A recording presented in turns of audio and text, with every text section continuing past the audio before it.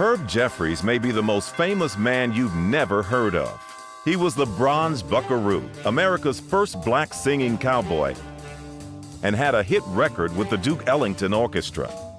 He was a television star, Western crooner, ladies' man, and an accidental activist. Yet Herb Jeffries never became the household name many believe he so richly deserved. He fit in everywhere, but really nowhere at the same time. This is the legendary life of a light-skinned entertainer who lived a very colorful life. I didn't set out to make history, but that's exactly what happened.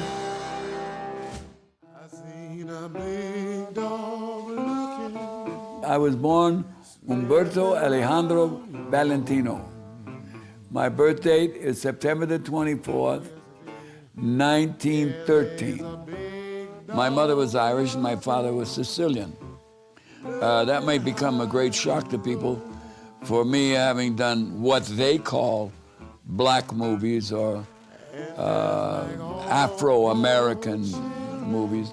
Just across from Sicily is Africa, right down to the southeast would be Egypt and then Ethiopia. So you're getting into what the European version would be of a melting pot where everybody's coming together. So there aren't a lot of really, really pale people in Sicily.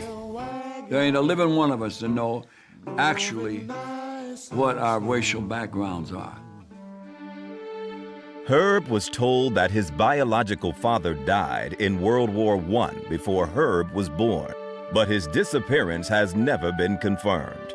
Herb's mother, Fern, a seamstress, then fell in love with Howard Jeffries, an Ethiopian presser in her shop.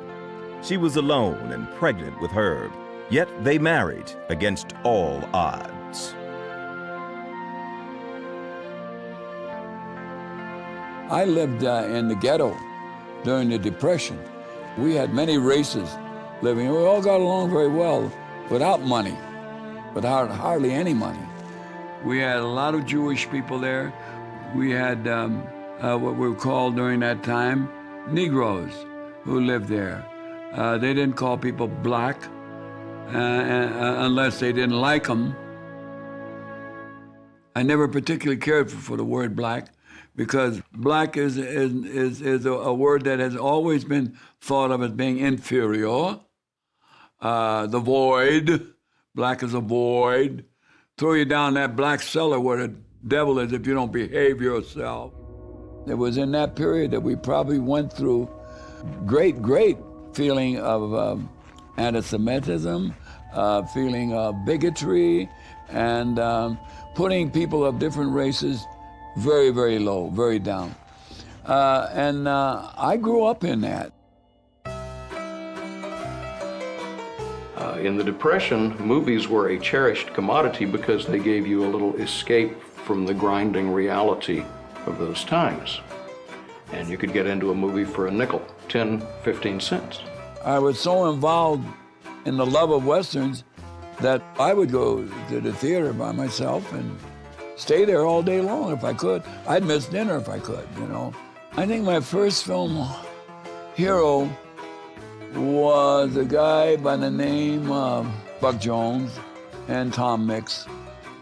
And there was another guy named Elmo Lincoln. Elmo Lincoln did the Westerns as well as he did the Tarzan picture. I think he was probably one of the first Tarzans. And he was my hero. It was a mystery to me, a mystical thing. Live people doing things in front of me up on a big screen. It was like, I don't know, looking at ghosts, you know, because we knew they weren't real.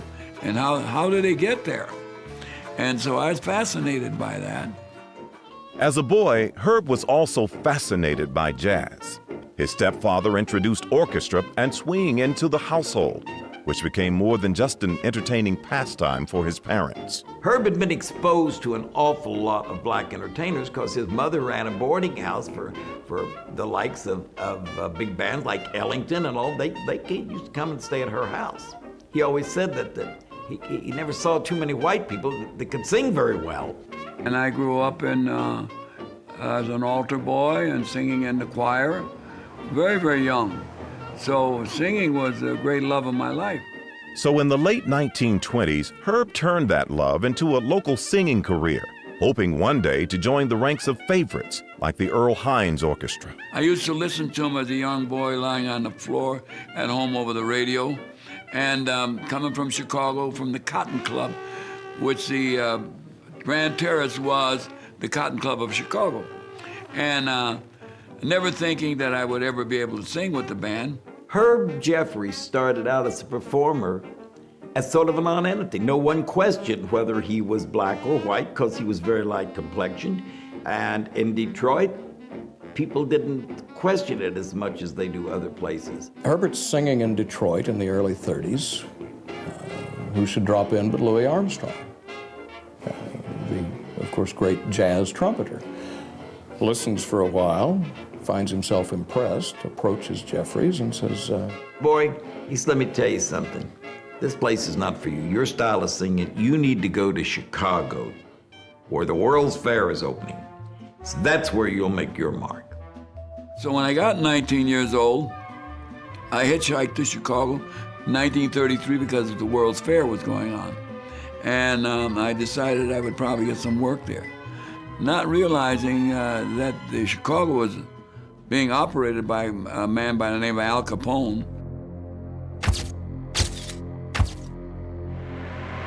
At the height of Prohibition in the early 30s, gangsters ran the city of Chicago. So, to distance himself from negative Italian stereotypes, the youngster born Umberto Ballantino took on his stepfather's surname and called himself Herbert Jeffries. But his name is not the only thing he changed. Finally, I saw in the newspaper that there was an auditioning going on for an orchestra, and I went to the audition, and the first thing the guy said to me, "What nationality are you?" And I realized that it was an all-Negro band. Jazz was only colored or Negro bands. They were the only ones who played jazz. I didn't care if we were the Chinese band. I didn't care what kind of band it was. I wanted to sing that kind of music. So I said, I'm a Creole from New Orleans, and that made everything okay. The idea of someone electing to be black, knowing the price that he would have to pay, really places Herb Jeffries' identity in the 30s and 40s in a very interesting light, because it means that he had the willingness, the courage, and the conviction that he should do this even with such a high price that he would have to pay.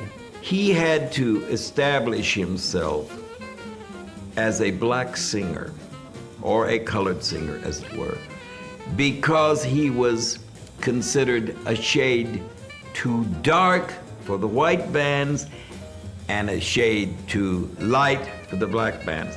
For me, I could make the change. And so I took a job with a band by the name of Erskine Tate, singing at the Savoy Ballroom. Eventually, by the early to middle 30s, Herbert had connected with Earl Hines, Father Hines, the great jazz pianist, who had a band of comparable, if not greater, impact. What I saw when I traveled to the South was the American Negro. He would be just crowded under the streets looking at white cowboy pictures. In the early 20th century, there was a glaring omission of African American role models on film. When movies did include blacks, they were portrayed as slaves, buffoons, or lustful criminals, as infamously displayed in D.W. Griffith's controversial film, The Birth of a Nation. He noticed that at the movies, there weren't any heroes for African American youth. Tarzan pictures were the only pictures that colored people were able to do, throwing spears and being the savages. And he just decided that what could he do to help make a difference in a child's life? Because all children should be able to dream. All children should have heroes to look up to. While touring as a singer, a chance lunch break changed my future forever. I went into a diner one day and picked up a magazine there, and I saw the name of a guy by the name of Jed Buell, and he was thinking about making a picture called The Terror of Tiny Town, which were all little people.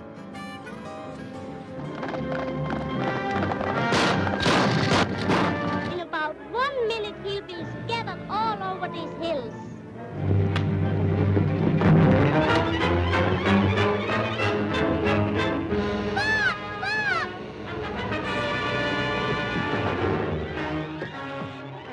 I said, if he'll do that, he'll make an all-colored cowboy picture. All colored. I want that to register. Herbert says, I've got an idea. I called him on the phone. I got on a train, came out to California. And here's this guy with an approach that would have been laughed out of the head office at Universal or Paramount, approaching this low-budget entrepreneur named Jed Buell, and he says, that's an idea. I didn't go there to try to work in the picture.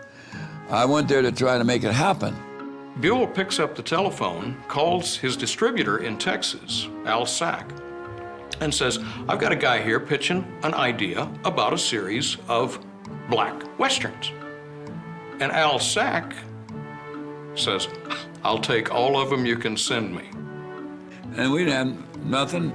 I had no knowledge of the motion picture business, only I just had an idea. And of course, this man thought I did, and he said, who's going to write the script? And here's Jed Buell saying, And I just looked down, I saw a bunch of scripts laying down by his desk, and I reached in and picked one of them up, and it had on there, Sunset on the Prairie. And I said, why don't we call it Harlem on the Prairie and use this script? And we'll get some black humor written into it, and nobody will know the difference. He said, I love that idea. I love it, love it. Okay, we'll do it. next thing you know, they've got a deal. They start auditioning talent. One guy can act, but he can't sing. One guy can sing, but he's afraid of horses. One guy can ride very well, but he has none of the other talents.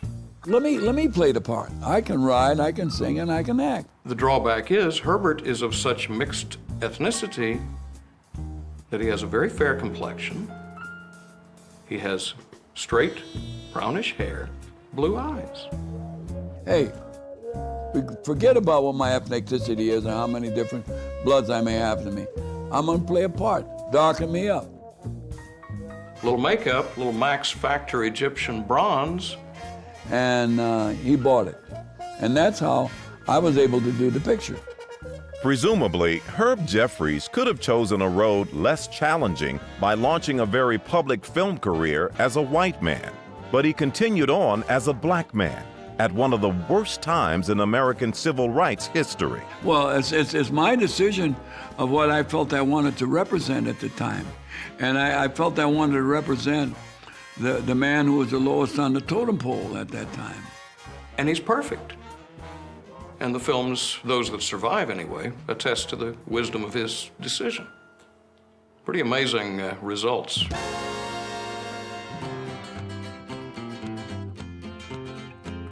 On the heels of the popularity of Gene Autry and Roy Rogers, of course, who Hollywood knew that they were very popular as singers and pulled them into the Western film industry.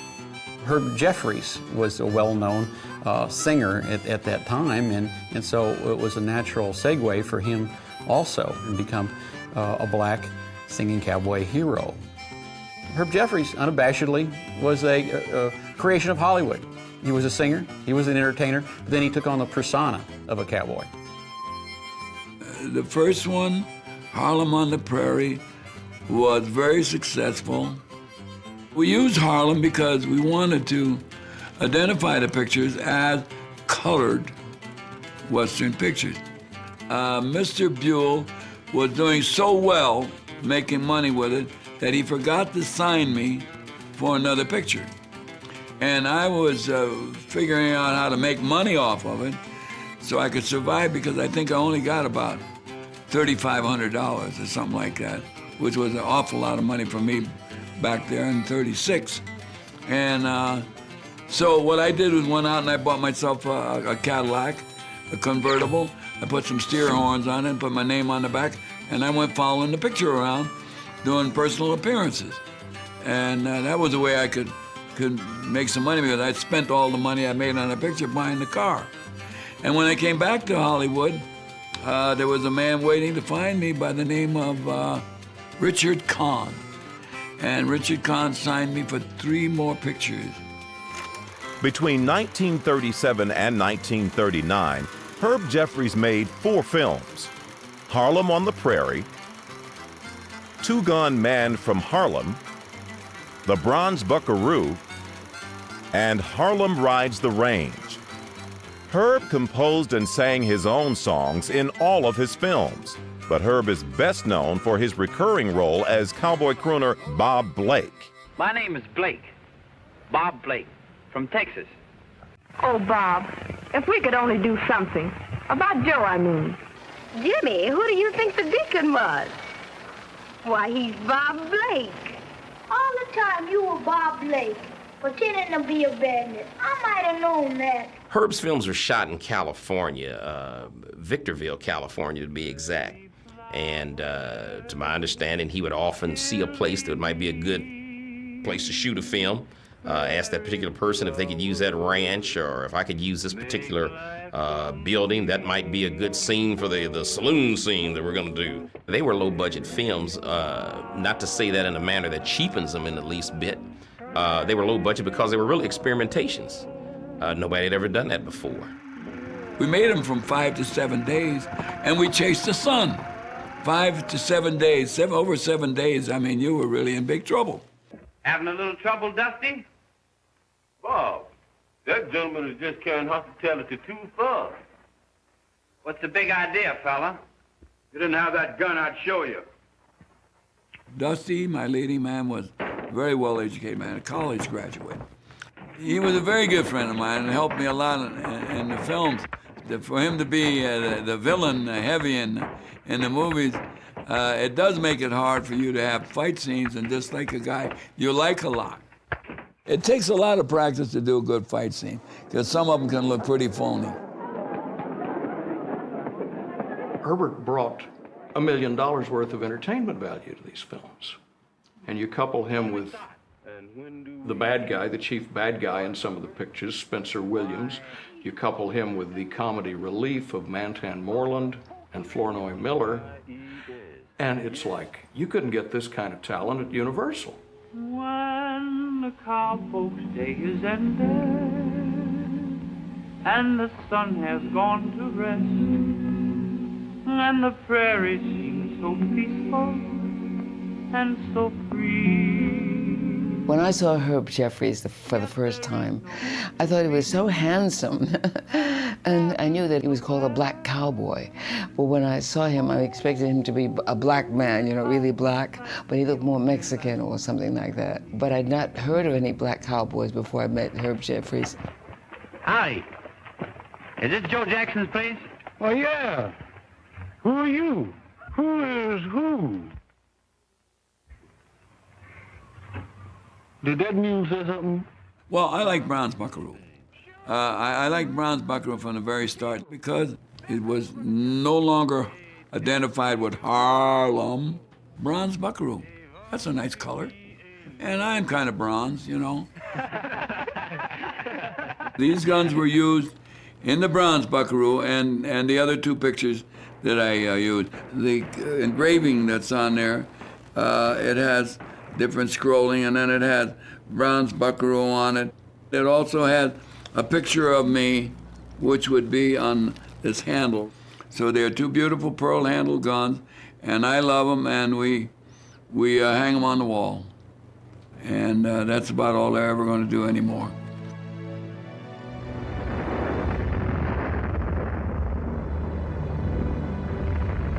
With the oncoming of World War II, things changed in the United States. There were far fewer segregated theaters, which meant most of the black community could go to any of the films and any of the theaters that they liked, and there was less of a demand. In a way, as that demand fell off, Herb Jeffries, as the Bronze Buckaroo, became one of the last black film stars of his generation. Our happy cowboys work is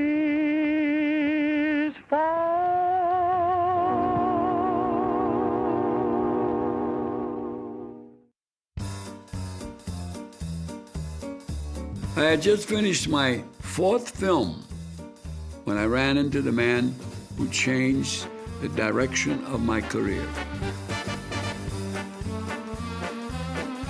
Ellington has been my idol all of my life, even now. Herbert went back east expressly to hear Duke Ellington play. He was in the audience. And then meets backstage with Duke Ellington, who says, well, what are your plans looking like? And Herbert says, well, I guess I'll go back to Hollywood and make a few more cowboy movies. And Ellington said, that's too bad. I was going to offer you a job. And Herbert says, well, I guess it's time I changed my plans. Frank Sinatra was a band singer who became a movie star. I was a movie star, became a band singer with Duke Ellington's band. And one of the reasons why I went with Duke Ellington was, you see, my pictures were made all colored and played in mostly all colored theaters. So I was known in popularity fairly well in the United States, but not like other cowboys were. I said, why not go with this band? Because he was known all over the world. When I joined his band, I really felt like a slob, because I would see his wardrobe, and this man would change in a 1-hour show 3 times. Not only that, but at one time, he was considered the Duke of Windsor as being one of the 10 best-dressed men in the world. Ellington, for me, was what kicked me off into European exposure, which also helped me gain some social culture and an education I couldn't get in school. While overseas with Duke, Herb was treated like a first-class citizen for the first time, a refreshing change from the discrimination even colored celebrities faced in America.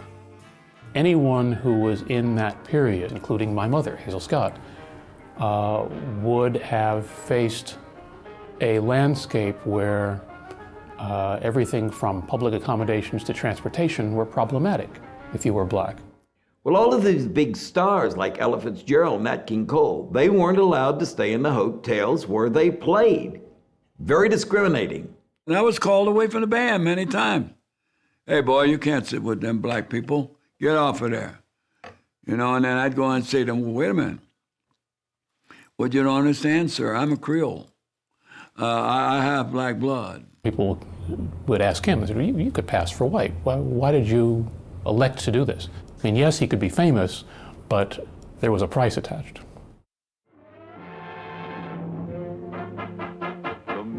When 27-year-old Jeffries walked into a Duke Ellington recording session in 1940, he had no idea that his future would change forever.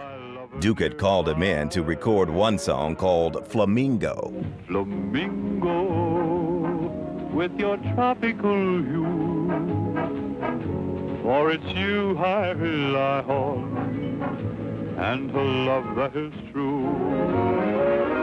Herb had never heard the song before, yet he felt such a connection with the music that he recorded Flamingo in one take. The recording was finally released in June 1941 and became an immediate hit. Flamingo would go on to sell over 14 million copies worldwide. The sun meets the sea. In 1942, Herb was drafted into the war, ending his 4 years with the Duke Ellington Orchestra. I was in the service in Europe, and when the war was over, I came through France, and there was no discrimination whatsoever. Ethnicity meant absolutely nothing to the French people. So when I saw that, it just touched my heart that I saw a lot of American musicians who were very successful here, who would never come back to the United States ever again, who were colored. And they could go any place they wanted to go, and they could become as great, as famous as anybody else. They were not restricted to anything. Whatever nationality you were, you could go anywhere you wanted to go, live anywhere you could afford, and you were treated the same. I said, I gotta come back here.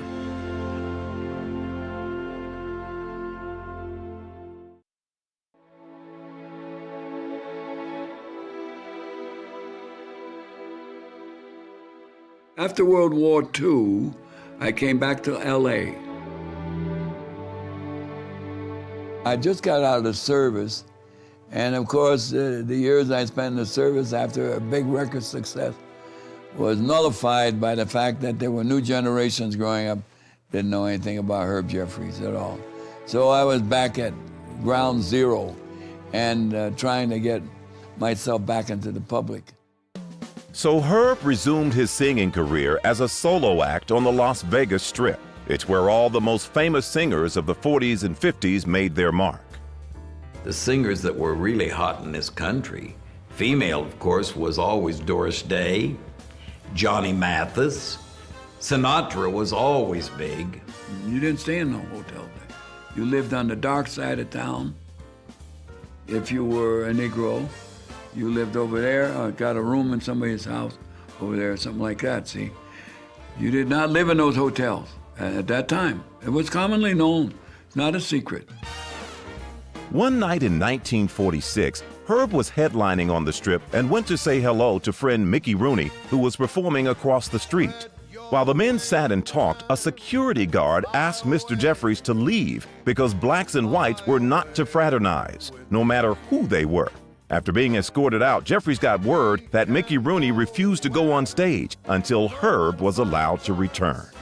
Because he was so humiliated by the fact that I was asked out that he refused to do a show, knowing that it was discrimination. Herb would return on one condition, that the hotel president promised to allow Harry Belafonte a room when he came in to sing the following week.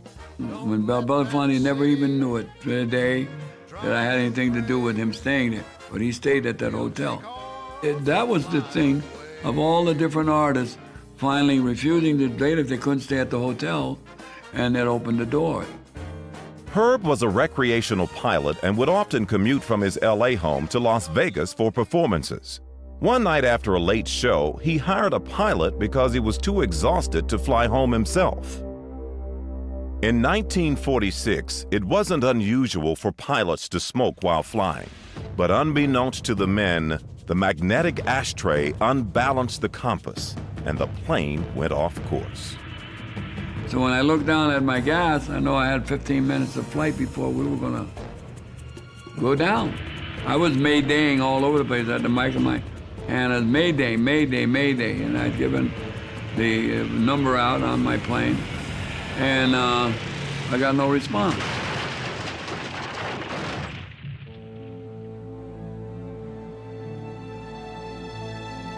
There wasn't much left of the plane. It was really, really unbelievable how we lived. My injuries were my collarbone, my elbow broken in a couple places. The wrist was shattered. As you can see, they had to take some of my wrist out. So this is quite a bit shorter. Then this big scar I got on my face down here was from plexiglass that shattered.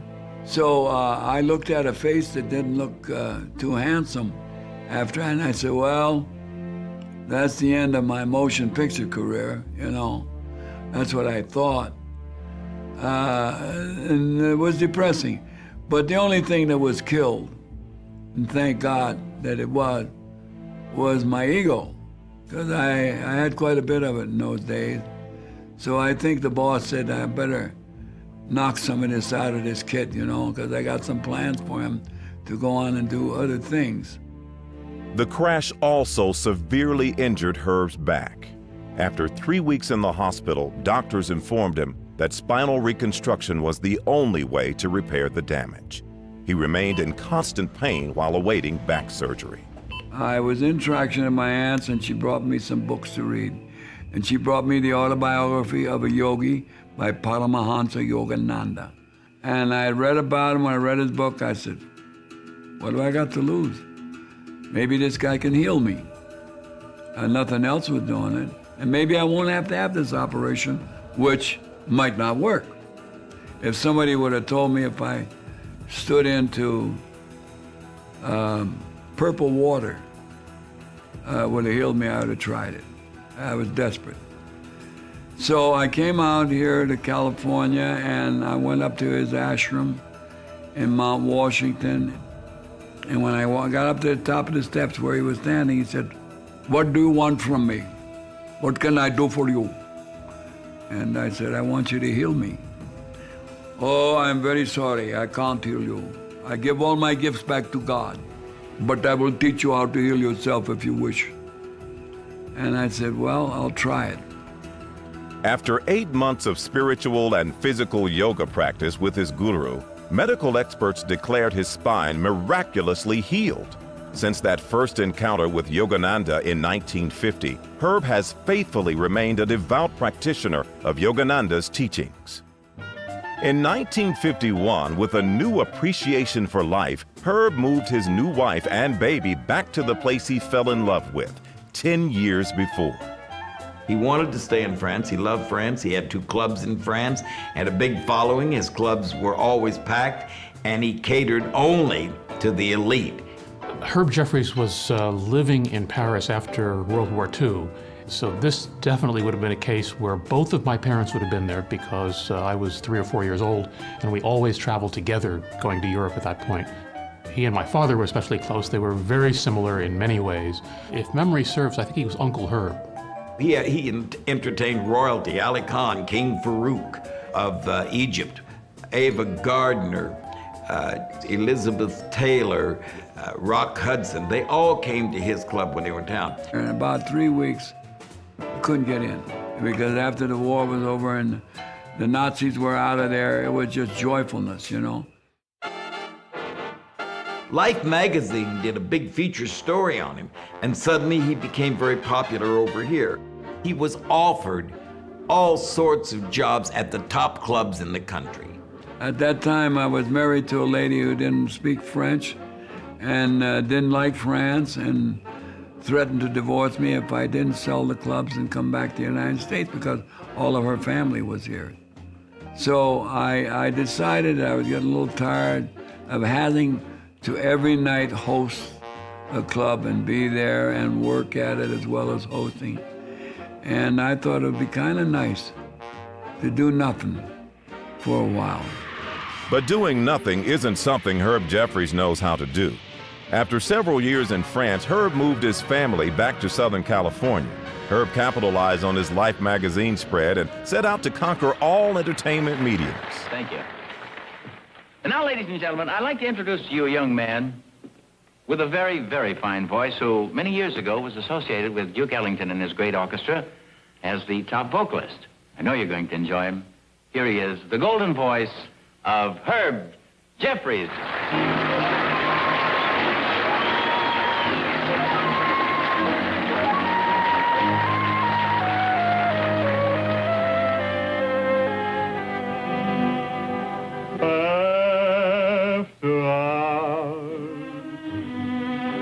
During the 60s and 70s and 80s, even up into the 90s, I think, Herb did all sorts of television shows. I did Virginian, Hawaii Five-0. I must have done 6 or 7 Hawaii Five-0s.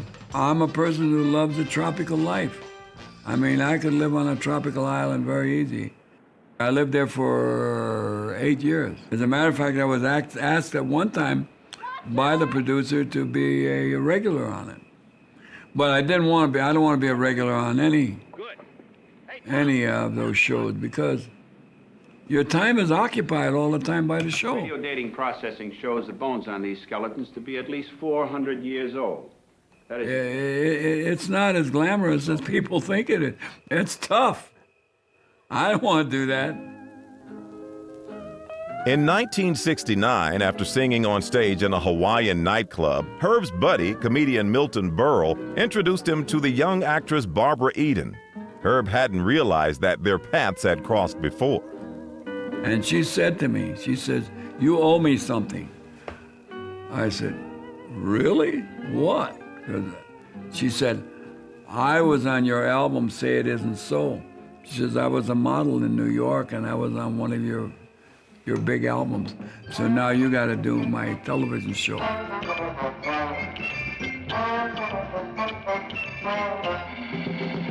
Mr. Vanderhaven. Yeah, that is correct. I'm Mr. Vanderhaven. How much is a half-hour ride? $50. Give me $11 worth.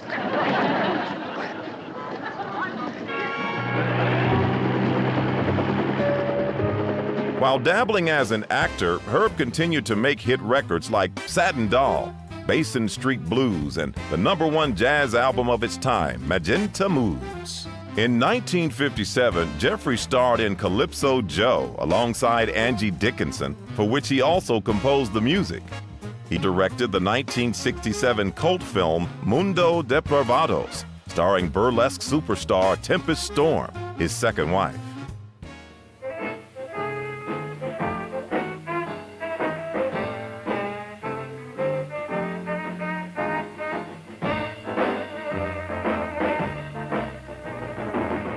Instead of being obsessively ambitious about pursuing a career in the arts, in the entertainment industry, he's simply made it a part of his life.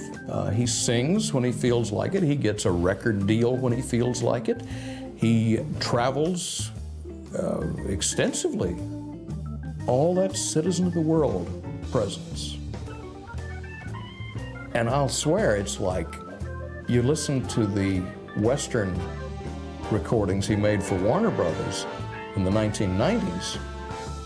And it's like, wait a minute, I thought you said this guy was up there in years. He sounds like he's 35 years old. In spirit, I guess he must be. An amazing fellow.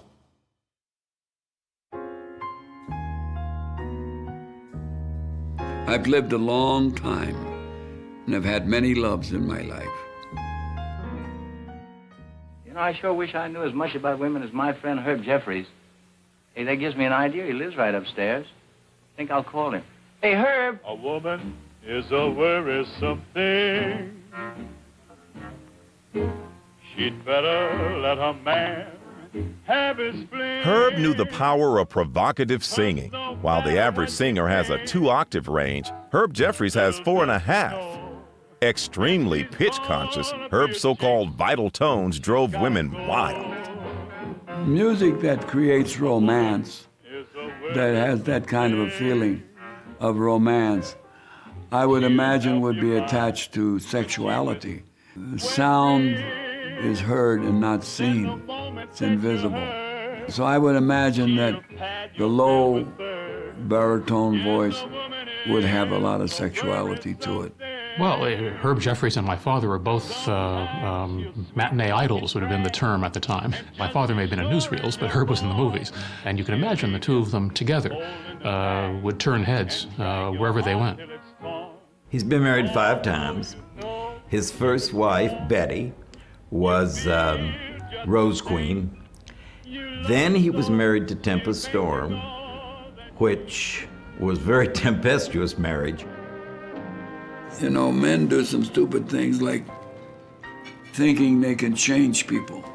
And, you know, I took her out of the Burbank Theater, where she's doing $500 a week, and brought her up to $10,000 as an exotic dancer.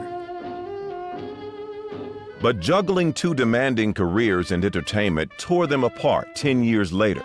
Herb would marry 3 times more in his life, and as friends attest, he cited Caucasian on each marriage document. Many of my parents' friends were, in fact, mixed-race couples, particularly in the entertainment world. And so it wasn't that unusual to have a mixed-race couple in the entertainment world. In 1998, Herb married longtime friend Savannah, the woman he calls his beloved. She's the best friend I ever had in my life, and I adore her.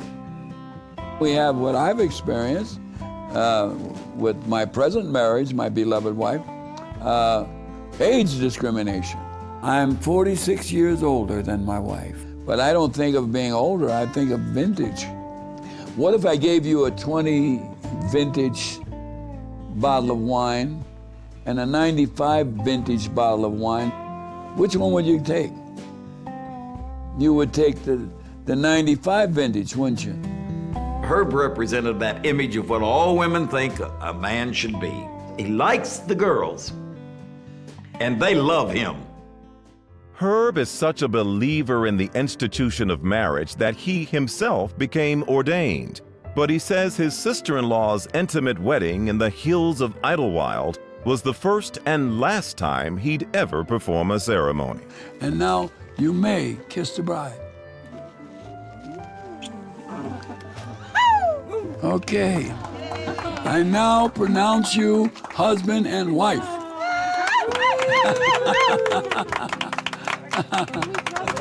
Okay. All right, now. I want you to join them in happiness and in the joy of this occasion. You will see people who are married many, many years. They don't kiss in public. They don't put their arms around their husband or their wife in public. But love should be there all the time, every single moment. And I want to tell you, I never stopped praying to the Creator for the gift He gave me of my wife. It's infinite. It will go on long after you leave this planet. And you know what? If you really believe it, you will see them again.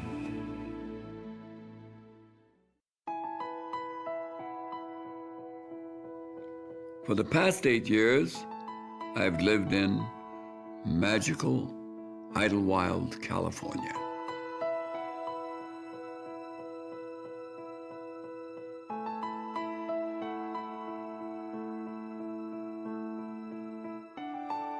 It's a bit of a hideout. Not a lot of people know about Idlewild. And you know, no stoplight, no real government. We're self-governing for the most part. That this is a place that we spend a lot of time, and they cared about us enough that they built a little room and put some stuff in there of us and everything. We didn't ask for it at all. It was something they wanted to do. The Herb Jeffries room is a very small homage to a very large man, a very big life. She said, dedicate the whole restaurant to Herb Jeffries if I could. He's a great man, and he's the Bronze Buckaroo, man. Herb Jeffries is an extremely decorated star. He was inducted into the Western Performers Hall of Fame at the National Cowboy and Western Heritage Museum in Oklahoma, as well as the Cowboys of Color Museum in Fort Worth, Texas. Herb Jeffries was and always will be the first black singing cowboy on film after the talkies were invented. And that doesn't really change. That's how people know him. And if you accept the view that black is a state of mind, he's accepted as black. When I met Herb Jeffries, it was like a gift from God, because I was able to talk to someone who knew Duke Ellington, who I greatly admire, and who began to change the face of how the American public saw African American people. It's wonderful to be alive and be in a museum and still be alive. That's the best part of it, you know. Well, it took me 90 years to get my name on the Walk of Fame in Hollywood. But I lasted 90 years. That's what's good about it. Astounded that he looks as he does at his age and has the mind he has, because it's just amazing to talk to him. Herb continues to record music and is working on his autobiography called The Color of Love, And a few times a year, whenever he feels like it, Herb still performs for packed houses around the country. Flamingo, like a flame in the sky. When I go to my audiences today, I don't see one color. I don't get just one color of people. I get them all. They all come. And what a great feeling of accomplishment it is to do that without ego. Off stage, friends, children, and acquaintances alike gravitate to Herb's magnetic charm. It seems like he's only 20. He can do so much stuff. Even though he has like a whole pile of work just building up on his desk, he always has time to play. Oh my God! It's just so fun hanging out with them. It's inspiring. Herb literally chose to be colored when the racial climate in America was at its volatile peak. It's a choice that most don't understand, but one that Herb is perfectly content with. So I have a right to do the pictures I did and call myself a colored performer, because that's what I am. When Herb Jeffries says that he's colored, that can mean many things. He's referring back to the term of when he was growing up. He's referring to the use of the word colored, which often can be mixed, perhaps most famously in South Africa, where the government had a category, colored, meaning mixed race. He could be referring to skin color, where he is of color. I think Herb Jeffries means all of those things, and probably more. And Herb can be both articulate and enigmatic at the same time about this and many other things. You or nobody out there that I know or have ever seen can make a masterpiece of a painting out of black and white.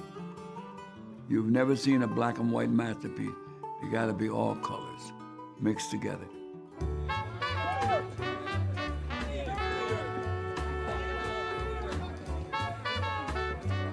We throw a big birthday celebration for him every year. It's amazing how word gets out. People come from all over the United States to honor Herb. A lot of people come just to sing to him. When the wind starts to blow, where am I gonna go? If I didn't care more than words can say, on a stream, so love me. You know, my real name is Umberto Alejandro Valentino. Nobody knows him. I won't be remembered. Herb Jeffries will be remembered. I invented him. He's my puppet. He's my Charlie McCarthy. So there's no ego attached to this at all. None. My Charlie McCarthy is standing right here and making him talk and do all these things. It's Herb Jeffries. He'll be remembered.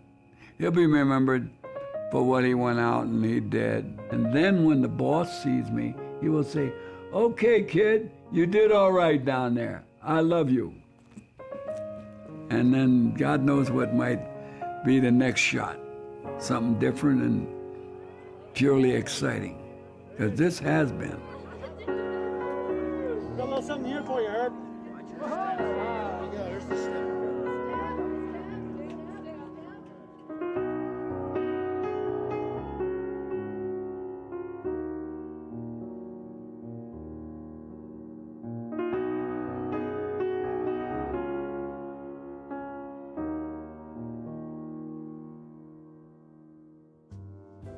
Yes, the best is yet to come. There's no desire for me to doubt it. The best is yet to come, and that's the way I feel about it. I've paid the price, and it's been tough. I'm sure I'm glad I did it. And if the price is not enough, well, I'm learning to admit it. The best is yet to come, and I will assure you of it. And if the test is overdone, I'll guarantee you'll love it. There's nothing greater than to succeed and have them lift you to their shoulder, at least you know you've done your deed and that you've grown a little older. Yes, the best is yet to come, and I'm ready to afford it. My ship is overdue, it's true, but I now can go aboard it. So I'll wait a little longer and keep beating on the drum while the beat keeps getting stronger. Yes, the best is yet to come.